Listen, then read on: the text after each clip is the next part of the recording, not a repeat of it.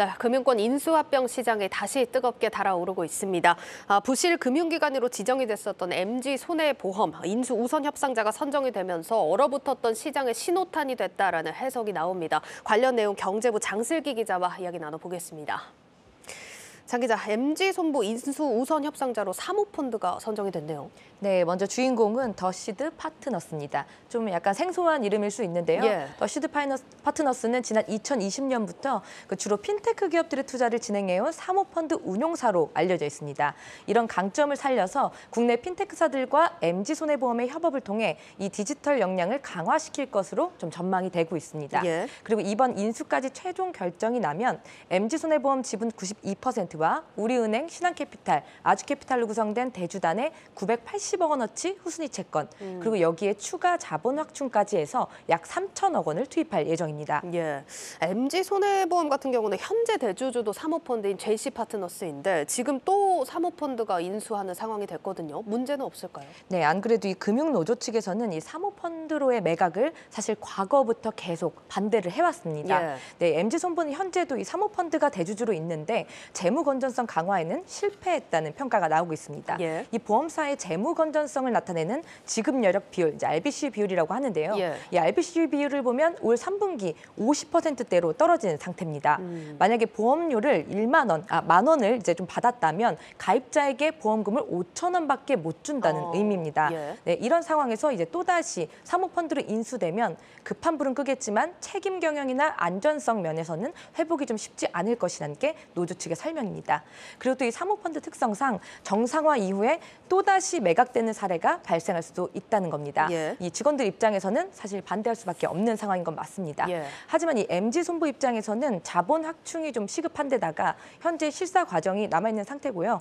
이와 별도로 예보 차원의 매각 작업도 현재 추진 중인 만큼 변수 여부는 지켜봐야 할 것 같습니다. 네, 지금 6에서 8주 정도 실사를 거쳐야 한다고 하고 예금보험공사 JC파트너스가 투트랙으로 또 매각 절차를 밟고 있는 만큼 지금 거론된 이런 변수들 잘 지켜볼 필요는 있겠습니다.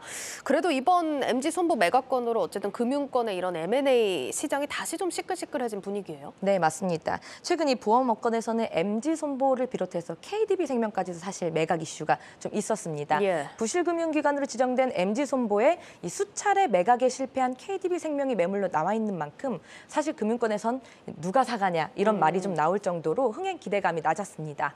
하지만 이번 MG손보 인수 전에 실제로 수많은 사모펀드사들이 좀 거론이 됐고 KDB생명 역시 산업은행이 매각 절차에 적극 나선다고 공식적으로 밝히면서 현재 기업 매각 전문가로 불리는 김희태 전 우리아비바생명 사장을 영입하기도 했습니다. 이 때문에 이제 시장에선 이번에는 좀 과거와 다르지 않겠느냐 이런 기대감도 나오고 있습니다. 네, 지금 MG손해보험과 KDB생명 이런 기업들 외에도 사실 당초 시장에서는 롯데카드 꽤 큰 매물로 좀 거론이 되면서 매각 가능성도 많이 거론이 됐다가 최근에는 다시 좀 잠잠해진 것 같거든요. 네, 어떤 맞습니다. 상황입니까? 올 초부터 사실 금융권 대표 매물로 좀 꼽혔었죠. 롯데카드가 KT 그리고 또는 일부 금융지주사로의 인수 가능성이 거론됐었습니다. 하지만 이 급격한 금리 인상으로 시장 상황이 좀 악화되면서 현재는 매각 관련 이야기가 사실 쏙 들어간 상황입니다. 네, 하지만 매각이 아예 중단된 건 아닙니다. 이 롯데카드 대주주인 MBK파트너스는 최근 롯데카드의 자회사인 로카모빌리티를 분리 매각하기로 했습니다.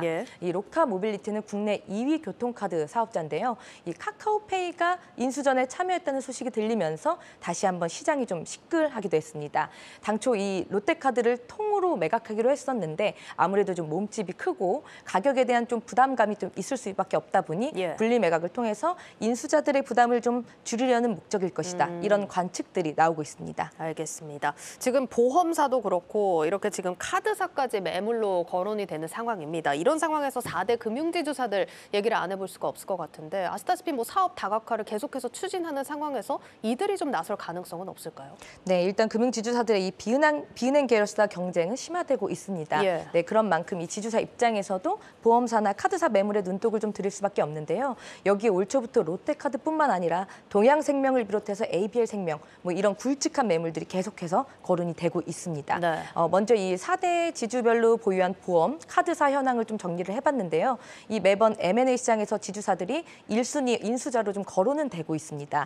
특히 보시는 것처럼 이 상대적으로 좀 카드나 보험 계열사가 약한 우리금융지주 그리고 하나금융지주가 단골로 거론됩니다.